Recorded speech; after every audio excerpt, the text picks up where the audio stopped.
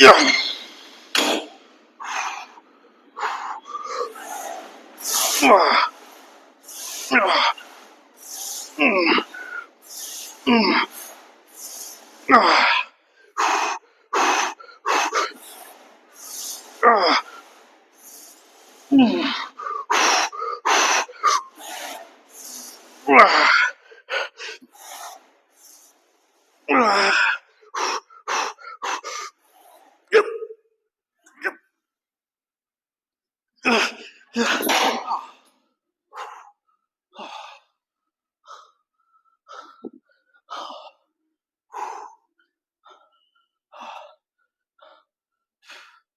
ನಂದು bulking day 70 upper chest ಮಾಡತ್ತೀನಿ.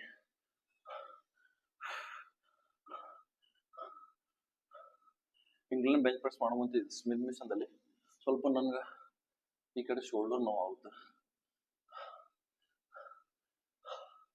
ಕರೆಕ್ಟಾಗಿ ನೋಡ್ಕೊಂಡು ಮಾಡತ್ತೀನಿ, ಆದ್ರೂ ಸ್ವಲ್ಪ ಶೋಲ್ಡರ್ ನೋವು ಆಗುತ್ತೆ. ಇದು ಮಾಡೋ ಮುಂಚೆ ಮತ್ತು ಪ್ಯಾಕ್ಟೆಕ್ ಫ್ಲೈ ಮಾಡೋ ಮುಂಚೆ ನೋವು ಆಗುತ್ತೆ. ಇವತ್ತು ನಾನು ಕೆಲ್ಸಕ್ಕೆ ಹೋಗಿ ಬಂದು ಬೆಳಿಗ್ಗೆ ಕೆಲಸ 8:15 8:20 ಮುಗಿದ್ರೆ ಅಲ್ಲೇ ಮುಕ್ಕೊಂಡಿದ್ದೆ ನಾನು ಒಂದು 40 ಮಿನಿಟ್ಸ್. ಆದ್ರೂ ನಂಗೆ ಕರೆಕ್ಟ್ ಆಗಲಿಲ್ಲ. ಆಮೇಲೆ ಮತ್ತೆ ರೂಮಲ್ಲಿ ಹೋಗಿ ಮುಕ್ಕೊಂಡೆ. ಅಲ್ಲಿ 9 ಗಂಟೆಯಿಂದ 10 ಗಂಟೆವರೆಗೂ ಮಲಗಿದ್ದೀನಿ. ತುಂಬ ಟಯರ್ಡ್ ಆಗತ್ತಿದ್ದೆ. ಬೆಳಗ್ಗೆ ಎದಕ್ಕೆ ನಂಗೆ ಟಯರ್ಡ್ ಆಗ್ತಿತ್ತು ಅಂದ್ರೆ, ನಾನು ಬೆಳಗ್ಗೆ ನಿದ್ದೆ ತುಂಬ ಕಂಟ್ರೋಲ್ ಮಾಡ್ತೇನೆ. ಬೆಳಗ್ಗೆ ಹೇಳ್ತೇನೆ, ಎದ್ದು ಸ್ನಾನ ಮಾಡಿ ಪೂಜೆ ಮಾಡಿ ಮತ್ತು ನಾನು ಫಸ್ಟ್ ಮೀಲ್ ತೊಗೊಂಡು ಅಲ್ಲಿವರೆಗೂ ಕರೆಕ್ಟ್ ಇರ್ತೇನೆ. ಇನ್ನು ಏನು ಕೆಲ್ಸಕ್ಕೆ ಹೋಗ್ಕೆ ನೋಡು, ಯಾವಾಗ ನಂದು ಡ್ಯೂಟಿ ಸ್ಟಾರ್ಟ್ ಆಗುತ್ತೆ ಅಲ್ಲಿಂದ ಹಿಂಗೆ ಮಾಡ್ಲಿಕ್ಕೆ ಸ್ಟಾರ್ಟ್ ಆಗ್ಬಿಡ್ತೇನೆ. ಹಿಂಗೆ ಕಣ್ಣು ಮುಚ್ಕೊಂಡ್ಬಿಡ್ತೇನೆ, ಅರ್ಧ ಕಣ್ಣು. ಅದು ಯಾಕೆ ಹಂಗದ. ಮತ್ತು ಸ್ವಲ್ಪ ಹೊತ್ತು ಎಲ್ಲಿವರೆಗೂ ಹಾಕಿತ್ತಂದ್ರೆ 6 7 8 ಅಲ್ಲ 7 ಗಂಟೆವರೆಗೂ ಹಿಂಗಾಗುತ್ತೆ, 7:15ವರೆಗೂ.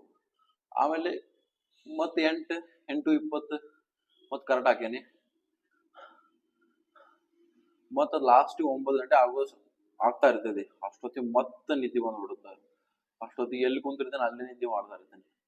ಇವತ್ತು ನಾನು ರೂಮಲ್ಲಿ ಕುರ್ಚಿದಲ್ಲಿ ಮುಕ್ಕೊಂಡೆ. ನಾನು ಅಲ್ಲೇ 1 ತಾಸು ಮುಕ್ಕೊಂಡೇನೆ ಈ ತರ ಕೈ ಹಿಡ್ಕೊಂಡು ಅಲ್ಲಿ.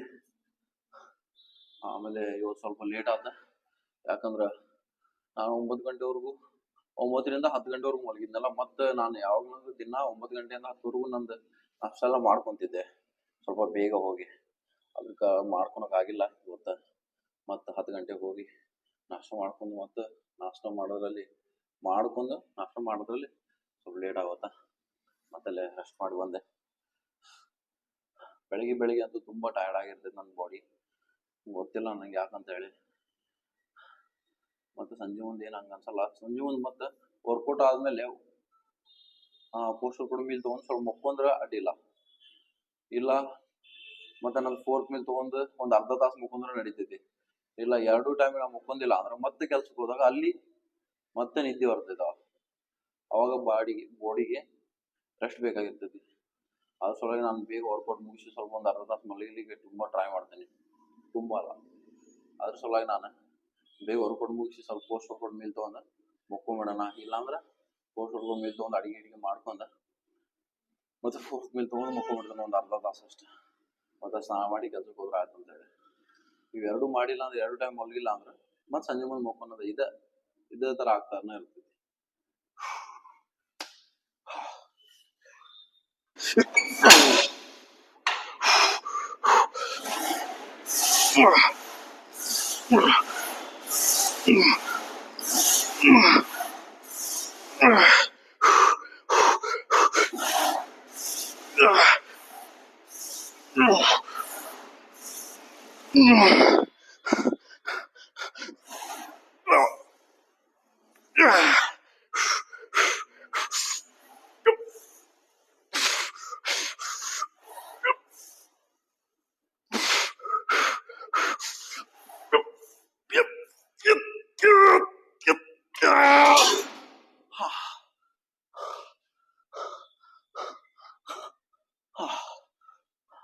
ಇದ್ರಲ್ಲಿ ಏನಂದ್ರೆ ನಾನು ಇಂಕ್ಲೈನ್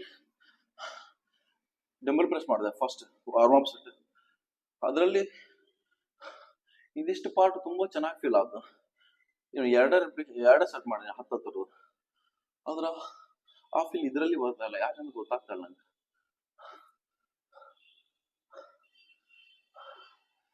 ನನ್ಗೆ ಅದರಲ್ಲಿ ಮಾಡ್ಲಿಕ್ಕೆ ಚೆನ್ನಾಗಿ ಅನಿಸ್ತದೆ ಡಂಬಲ್ಸ್ ಅಲ್ಲಿ ಇನ್ಕ್ಲೈನ್. ಆದ್ರೆ ಏನ್ ಮಾಡೋದು, ಇಲ್ಲಿ 30 kg ಅಷ್ಟೇ ಐತಿ ಲಾಸ್ಟ್. 30 kg ನಾನು ಫಸ್ಟ್ ವಾರ್ಮ್ ಮಾಡೋ ಮುಂಚೆ 30 kg ಅಲ್ಲಿ ಮಾಡ್ತೇನೆ ನಾನು.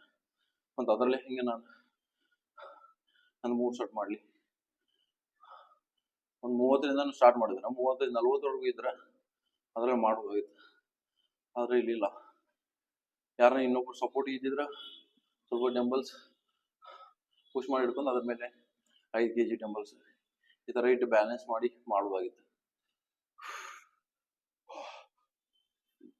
ಅದ್ರಲ್ಲಿ ಒಂದು ನಿನ್ನೆ ಲೆಗ್ ಡೇ ಒಂದು ಮಾಡೇನಲ್ಲ, ತುಂಬಾ ಲೋಡ್ ಬಿದ್ದಿದ್ದು. ಲೆಗ್ ಮಾತ್ರ ಕುಂದ್ರಲಿಕ್ಕೆ ಆಗ್ತಾ ಇಲ್ಲ, ಕುಂದ್ರಲಿಕ್ಕೆ ಹೇಳಲಿಕ್ಕೆ ಆಗ್ತಾ ಇಲ್ಲ. ಸ್ಟೆಪ್ ಹತ್ತೋ ಮುಂಚೆ ಅಂತೂ ನಿನ್ನೆ ನಾನು 140 140 ಒಳಗ ಸ್ಕ್ವಾಟ್ ಮಾಡಿದ್ನಲ್ಲ, ಅದು ಮಾತ್ರ ತುಂಬಾ ಚೆನ್ನಾಗಿ ಲೋಡ್ ಬಿದ್ದೈತಿ. ನಾನು ಹೋದವಾರ ನಾನು 130 ಹಾಕಿದ್ದೆ, ಅದ್ರ ಸಲ ಈ ಸಲ 140 ಹಾಕಿದ್ದೆ.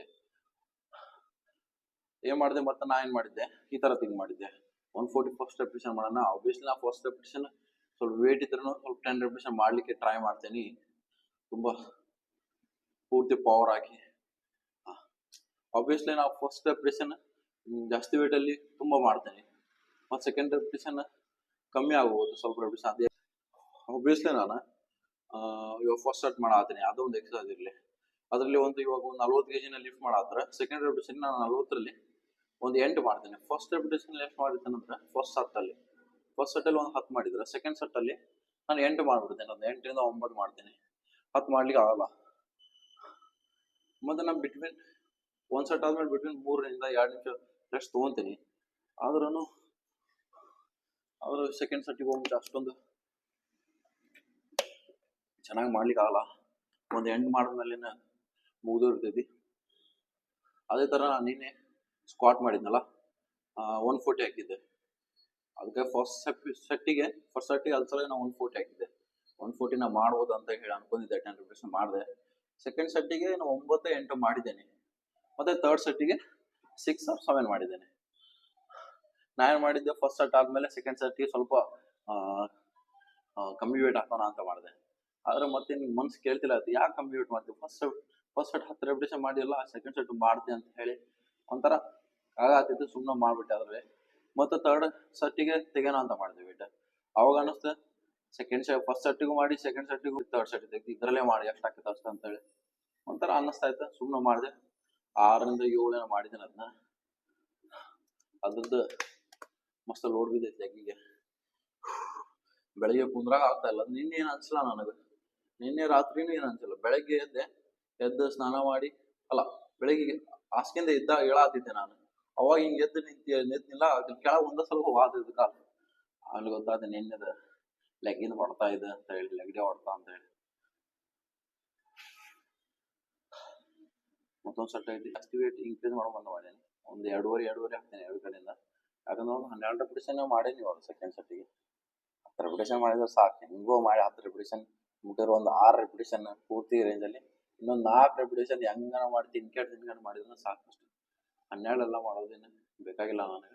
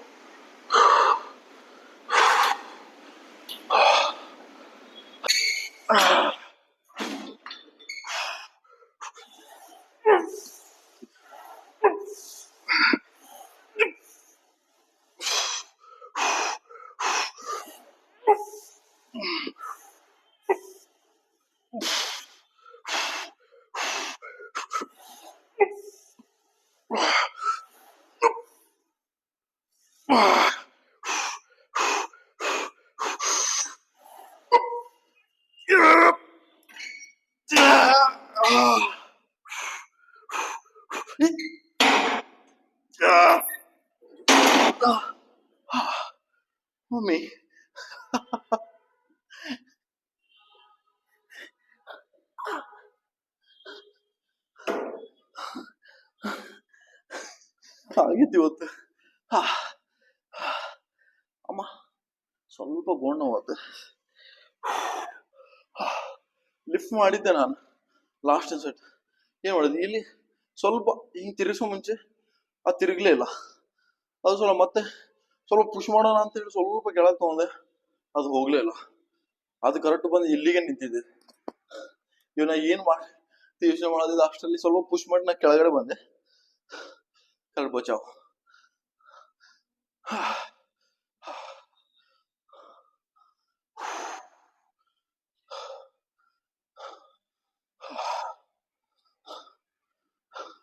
ನೆಕ್ಸ್ಟ್ ಇಂಗ್ಲೆಂಡ್ ಚೆಸ್ಟ್ ಪ್ರೆಸ್ ಮಾಡೋಣ, ಅದೊಂದು 2 ಸೆಟ್ ಮಾಡೋಣ.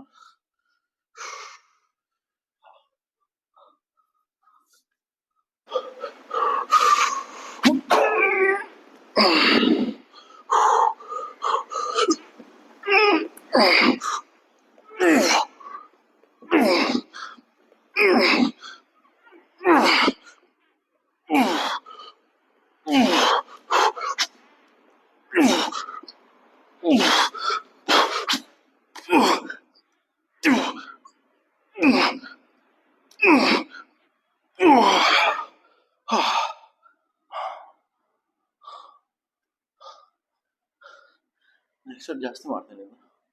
5 kg ಹಾಕೇನೆ ಸೈಡಿಗೆ, ಒಂದು ಲಾಸ್ಟಿಗೆ ಒಂದು 10 kg ಹಾಕ್ತೇನೆ. ನಾನು 15 ರಿಪಿಟೇಷನ್ ಎಲ್ಲ ಮಾಡೋದು ಬೇಡ, 10 ರಿಪಿಟೇಷನ್ ಮಾಡ್ಬೇಕು ನಾನು ಸಾಕು. 10 ರಿಪಿಟೇಷನ್ ಮಾಡಿದ್ರೆ ಸಾಕು, 15 ಎಲ್ಲ ಮಾಡ್ಲಿಕ್ಕೆ ಕುಂದ್ಲಿಕ್ಕೆ ಆಗಲ್ಲ.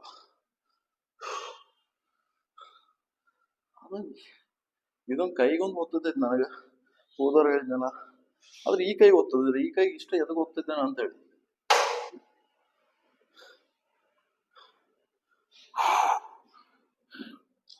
ಹೊಟ್ಟಿ ನೋಡು, ನನಗೆ ಹೊಟ್ಟಿ ಇಲ್ಲ. ನೀವು ಹಿಡಿದ್ರೆ ಹೊಟ್ಟಿ ಕಾಣ್ಬೋದು, ಅದು ತಿಂದಿದ್ದಕ್ಕೆ ಹಂಗ ಆದಿದ್ದು ಅಷ್ಟ.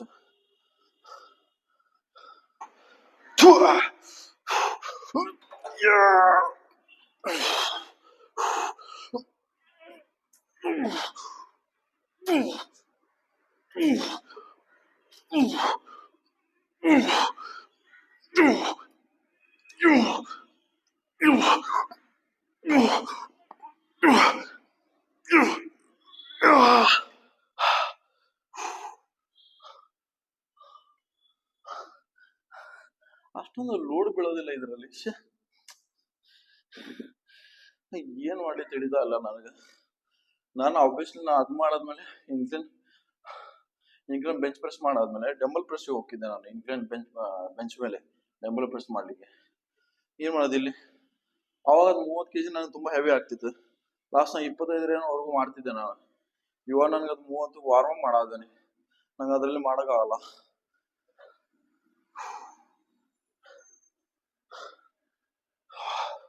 ಮುಗಿದಿದೆ ಅಪ್ಪರ್ ಚೆಸ್ಟ್ ಇವತ್ತು. ಟ್ರಾಶಪ್ 2 ಸೆಟ್ ಅಲ್ಲ ಬೋಸ್ಡಿ ಮಗನ, ಮಾತಾಡೋಕೆ ಬರಲ್ಲ ನನಗೆ. ಇಂಗ್ಲೆಂಡ್ ಬೆಂಚ್ ಪ್ರೆಸ್ ಅಲ್ಲ, ಒಂದ್ಸಲ ಅಪ್ಪರ್ ಚೆಸ್ಟ್ ಹೊಡ್ಕೊಂಡು ಮುಗಿತು. ಇವಾಗ ನೆಕ್ಸ್ಟ್ ನಾನು ಟ್ರಾಶಪ್ ಟ್ರೈನ್ ಮಾಡ್ತೇನೆ, ಅದೊಂದು 2 ಎಕ್ಸರ್ಸೈಸ್ ಮಾಡ್ತೇನೆ. ಅದರಲ್ಲಿ ಫಸ್ಟ್ ಸ್ಕಲ್ ಕ್ರಶ್ ಮಾಡ್ತೇನೆ, ಅದು 3 ಸೆಟ್ ಮಾಡ್ತೇನೆ. 3 ಸೆಟ್.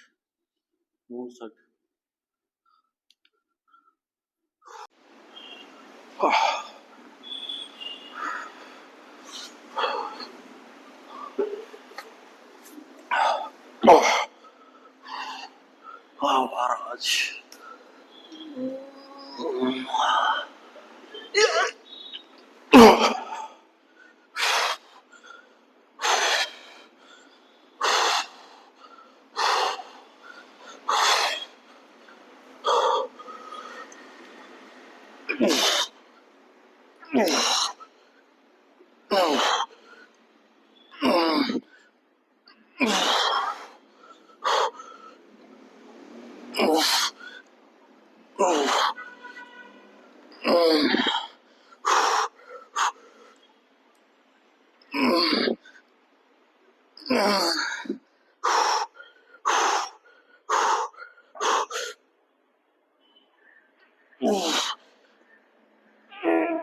ಇದ್ರಲ್ಲಿ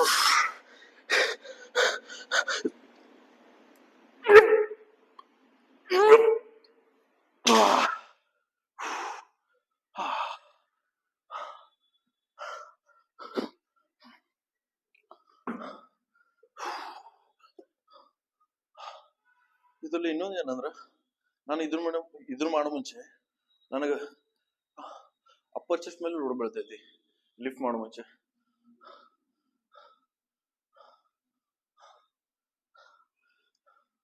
ಅಷ್ಟೊಂದು ಹೆವಿ ಇಲ್ಲ, 12 ರೆಪಿಟೇಷನ್ ಏನು ಈಸಿ ಮಾಡತ್ತೀನಿ. 7.5 kg ಹಾಕ್ತೀನಿ ಎರಡು ಕಡೆ, ಟೋಟಲ್ 5 kg ಹಾಕ್ತೀನಿ, ಜಾಸ್ತಿ ಮಾಡ್ತೀನಿ. ನೋಡೋಣ ಅವಾಗ ಎಷ್ಟು ರೆಪಿಟೇಷನ್ ಹೋಗ್ತಾವ ಅಂತೇಳಿ.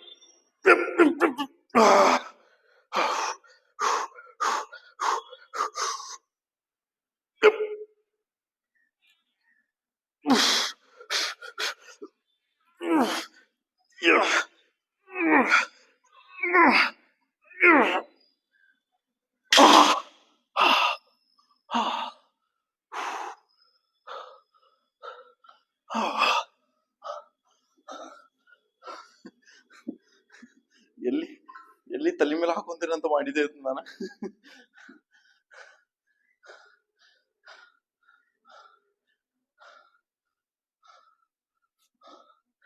ಇದನ್ನ ಮಾಡೋ ಮುಂಚೆ ನಂಗೆ ಜಾವ್ಲಿನ್ ಥ್ರೋ ತುಂಬಾ ನೆನಪು ಬರುತ್ತೆ.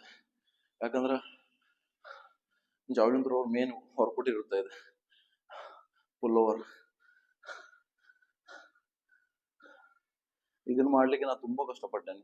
ಯಾಕಂದ್ರೆ ನಂದು ಪುಲ್ ಓವರ್ ಮಾಡ್ಲಿಕ್ಕೆ ಶೋಲ್ಡರ್ ತುಂಬಾ ನಂದು ಟೈಟ್ ಇತ್ತು, ಅದು ತುಂಬಾ ಹಿಂದ್ಗಡೆ ಬಿಡ್ತಿದ್ವಿ ನಾವು ಪೂರ್ತಿ. ನೀವು ಬೇಕಾದ್ರೆ ಪುಲ್ ಓವರ್ ಅಂತ ಹೇಳಿ ಹೊಡೆದ್ರೆ ಸಿಗ್ಬೋದು, ಯೂಟ್ಯೂಬ್ ಅಲ್ಲಿ ಜಾವ್ಲಿನ್ ಥ್ರೋ ಓವರ್ಸ್ ಮಾಡ್ತಾ ಇರ್ತಾರ ಅದನ್ನ.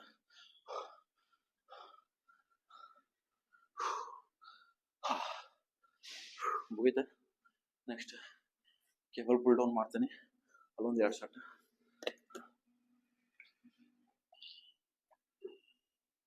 ಟ್ರೈಸೆಪ್ಸಿಗೆ ಏನು ಅಷ್ಟೊಂದು ಟ್ರೈನ್ ಮಾಡಲ್ಲ, 2 ಎಕ್ಸಸೈಸ್ 3 ಎಕ್ಸಸೈಸ್ ಅಷ್ಟ ಸಾಕು ನನಗೆ, ಜಾಸ್ತಿ ಏನು ಮಾಡಲ್ಲ. ನನಗನ್ಸುತ್ತೆ ಟ್ರೈಸೆಪ್ಸಿಗೆ 2 ಎಕ್ಸಸೈಸ್ ತುಂಬಾ ಹೆವಿಯಲ್ಲಿ ಮಾಡಿದ್ರೆ ಸಾಕು ಅನ್ಸುತ್ತೆ.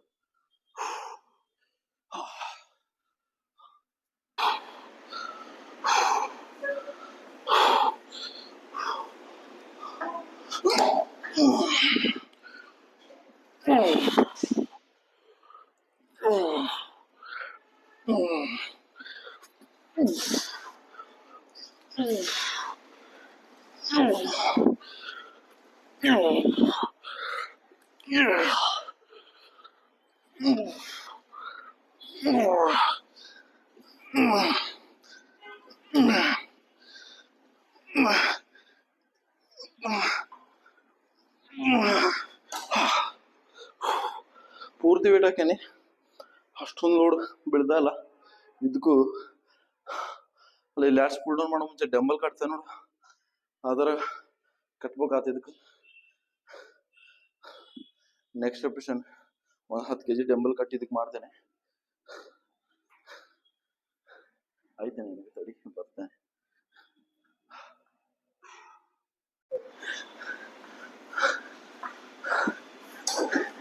ಈ ಸಲ 10 kg ಡಂಬಲ್ಸ್ ಕಟ್ಟೇನಿಲ್ಲ, ನೋಡೋಣ ಯಾವ ಥರ ಆಕೈತಿ ಅಂತೇಳಿ 10 ರೆಪಿಟೇಷನ್ ಮಾಡಕ್ಕೆ.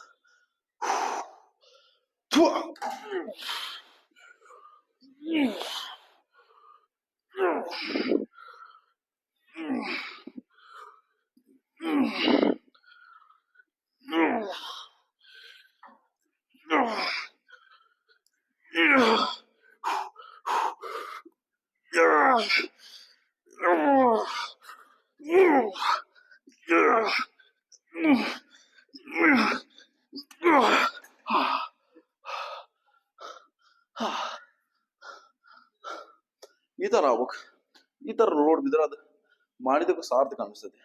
ಸುಮ್ಮನೆ ಆ ಥರ ಪ್ರಿಪರೇಷನ್ ಮಾಡಿ ಏನು ಲೋಡ ಬಿದ್ದಿಲ್ಲ ಅಂದ್ರೆ ಅದು ಸುಮ್ಮನೆ ಟೈಮ್ ವೇಸ್ಟ್. ಅದು ಟೈಮ್ ವೇಸ್ಟ್, ಅದ್ರಲ್ಲಿ ಎನರ್ಜಿನೂ ವೇಸ್ಟ್. ಮತ್ತೊಂದು ಸೆಟ್ ಮಾಡ್ಬೇಕು ಮತ್ತೊಂದು ಸೆಟ್ ಮಾಡ್ಬೇಕಂತ ಸಾಧ್ಯತೆ ಸಾಕ. ಟ್ರೈಸೆಪ್ಸ್ಗೆ ಇವತ್ತಿಗೆ ಪಂಪ್ ಚೆಕ್ ಮಾಡೋಣ.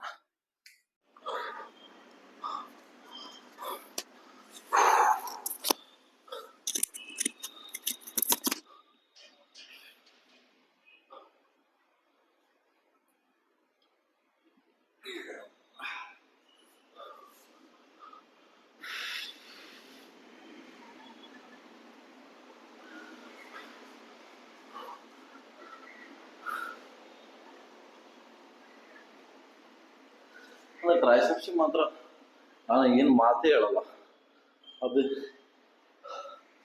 ಬೇರೆನೇ ಇದೆ. ಅವನ ಟ್ರೈಸೆಪ್ಸ್ ಮಾತ್ರ ನಾನು ಅಷ್ಟೊಂದು ಬೈಸೆಪ್ಸ್ ದುಡ್ದಿಲ್ಲ ನೋಡ್ಬೋದ್ರಿ.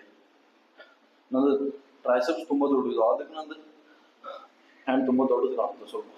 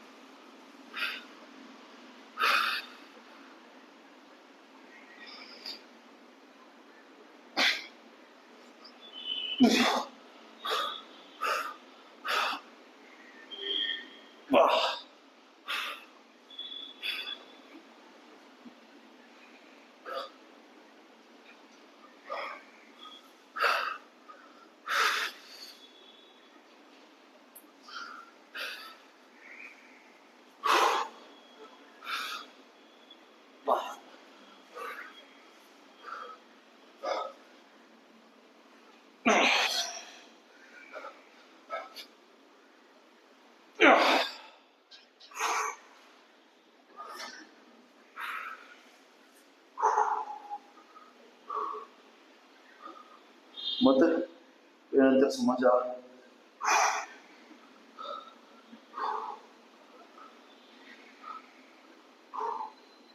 ಆಯ್ತು, ಇವತ್ತಿನ ವರ್ಕೌಟ್ ಮುಗಿಸಿದೆ. ಬರೋ ಮುಂಚೆ ತುಂಬ ಸಾಕಾಗಿತ್ತು. ಫೈನಲ್ ಮುಗಿಸಿದೆ ಇವತ್ತಿನ ವರ್ಕೌಟ್. ಹೋಗಿ ಮಸ್ತ್ ಒಂದೆರಡು ಸ್ವೀಟ್ ಪೊಟ್ಯಾಟೊ ತಿಂದೆ, ಮತ್ತು ಒಂದು ಸ್ಕೂಪ್ ಪ್ರೋಟೀನ್ ಕೊಡ್ದೆ. ಆಯ್ತಾ?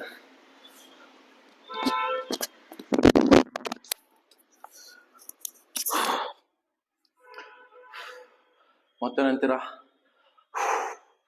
ಸಮಾಚಾರ? ಬೆಳಗ್ಗೆ ಬರೋ ಮುಂಚೆ ಜಿಮ್ಮಿಗೆ ತುಂಬ ಸಾಕಾಗಿತ್ತು. ಅದು 9 ಗಂಟೆ ಮುಕ್ಕೊಂಡೆ ಅಂದ್ರೆ ಏಳ್ಲಿಕ್ಕೆ ಮನಸ್ಸು ಬರಲ್ಲ ನನಗೆ. ಅದೊಂದು ರೂಢ ಆಗ್ಬಿಟ್ಟಿತ್ತು ನನಗೆ.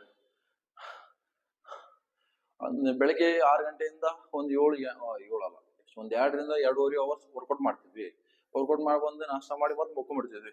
ಅದೊಂದು ರೂಢಿ ಬಿದ್ದುಬಿಟ್ಟಿದ್ವಿ. ಆ ಟೈಮಿಗೆ ನಿದ್ದೆ ಬೇಕೇ ಬೇಕು ಅನಿಸುತ್ತೆ. ಹೆಂಗೋ ಮಾಡಿ ಎಷ್ಟು ಸ್ಟ್ರಾಂಗ್ ಆಗಿ ಬರ್ತೇನಂದ್ರೆ ಅದು ನನಗೆ ಗೊತ್ತದ. ಎಲ್ಲಿಂದ ಅದು ಮೋಟಿವೇಶನ್ ಅಂತದೇನಿಲ್ಲ, ಒಂಥರ ಡಿಸಿಪ್ಲಿನ್ ಅದ. ಅದು ಒಳಗಿಂದ ಅದು ಏನೋ ಮೋಟಿವೇಶನ್ ಡಿಸಿಪ್ಲಿನ್ ನಂಗೇನು ಗೊತ್ತಾಗಲ್ದೆ. ಅದು ಒಳಗಿಂದ ಏನೋ ಒಂದು ಕಿಚ್ ಐತೆ ನೋಡೋದು. ಏನೇನು ಮಾಡ್ಬೇಕು ಇಷ್ಟೆಲ್ಲ ಮಾಡಿ ಏನು ಆಗಿಲ್ಲ, ಏನೇನು ಮಾಡ್ಬೇಕು ಅನ್ನೋದು ಒಂಥರ ಒಳಗೈತೆ. ಅದೊಂದು ನೆನ್ಸ್ಕೊಳೋದು ಅಷ್ಟೆ. ಹೆಂಗಿತ್ತು, ನಾನು ದಪ್ಪ ಆಗಿದ್ದೇನೆ, ಮತ್ತೆ ಸ್ವಲ್ಪ ಚೆನ್ನಾಗಿ ಮಸಲ್ಸ್ ಗ್ರೋತ್ ಆಗಿದ್ದಾವ. ಚೆಸ್ಟ್ ಮಸಲ್ಸ್, ಬೈಸೆಪ್ಸ್ ಎಲ್ಲ ದೊಡ್ಡ ಕಾಣತಾವ. ಎಲ್ಲರೂ ಕೇಳತ್ತಾರ ನನಗೆ ಊಟ, ನಂಗೆಲ್ಲ ನೋಡಿದವರೆಲ್ಲ ಏನ್ ದಪ್ಪ ಬಿಟ್ಟಿಯಲ್ಲ, ಏನ್ ತಿನ್ನಾತಿಯಲ್ಲ ಅಂತ ಕೇಳತ್ತಾರ. ನಮಗೆ ಹೇಳ ಏನ್ ತಿನ್ನಾತಿ ಅಂತ ಹೇಳಿ. ಚೆನ್ನಾಗಿ ಇಂಪ್ರೂವ್ಮೆಂಟ್ ಕಾಣತೈತಿ ಅನ್ನತ್ತಾರ. ಚೆನ್ನಾಗಿ ಇಂಪ್ರೂವ್ಮೆಂಟ್ ಕಾಣತೈತಿ. ಆದ್ರೆ ಅದೇ ತರ ದಬಾಸಿನ ತಿನ್ನಾತೇನಲ್ಲ, ಯಾವಾಗಲೂ ಪೂರ್ತಿ ಹೊಟ್ಟಿ ಫುಲ್ ಆಗಿರ್ತೈತೆ ನಂದು ಎಷ್ಟೊಂದು 3 ಗಂಟೆವರೆಗೂ. ಮತ್ತೆ 3 ಗಂಟೆಯಿಂದ ಆ 3 ಗಂಟೆ ಒಂದು 4 ನಿಮಿಷ ತಗೊಂತೀನಿ. ಆಮೇಲೆ ನಂದು 4 ಫೋರ್ತ್ ಮೀಲ್ ತಗೊಂಡೆ. 1 ತಾಸು ಇಲ್ಲ 1.5 ತಾಸು ಬಿಟ್ಟು ಮತ್ತೆ ನಾನು ಫ್ರೂಟ್ಸ್ ತಗೊಂತೇನೆ. ಇವಾಗ ಅದು ಪೋಸ್ಟ್ ಮೀಲಲ್ಲಿ ಫ್ರೂಟ್ಸ್ ತಗೊಂತಿದ್ನಲ್ಲ, ಪೈನಾ ಏನದು ವಾಟರ್ ಮೆಲನ್ ಮತ್ತು ಪಪಾಯ, ಅದನ್ನ ನಾನು ಇವಾಗ 4.5 ತಗೊಂಡಾಗ್ತೇನೆ. ಯಾಕಂದ್ರೆ ಇವಾಗ 3.5 ತಗೊಂಡ್ರೆ ಮತ್ತೆ ಅವಾಗ ಹೊಟ್ಟಿ ಫುಲ್ ಇರ್ತೈತೆ, ಮತ್ತೆ ಫುಲ್ ಆಗ್ಬಿಡ್ತೈತೆ. ಸ್ವಲ್ಪ 4.5 ಅಂದ್ರೆ ನನಗೆ ಕರೆಕ್ಟ್ ಅನ್ಸೋದಿಲ್ಲ. ಅವಾಗ ಅದನ್ನ ತಗೊಂಡು 1 ತಾಸು 1.5 ತಾಸು ನಾನು ನೀರು ಕುಡಿಯಂಗಿಲ್ಲ. ಅವಾಗ ಸ್ವಲ್ಪ ಚೆನ್ನಾಗಿ ನಂದು ಹೊಟ್ಟಿ ಮತ್ತೆ ಒಳಗೆ ಹೋಗ್ತೈತಿ. ಮತ್ತೆ ಇಲ್ಲಾಂದ್ರೆ ನೀರು ಕುಡಿದ್ರೆ ಮತ್ತೆ ಫುಲ್ ಇರ್ತೈತಿ ಇಡೀ ದಿನ ಹೋಗಿ.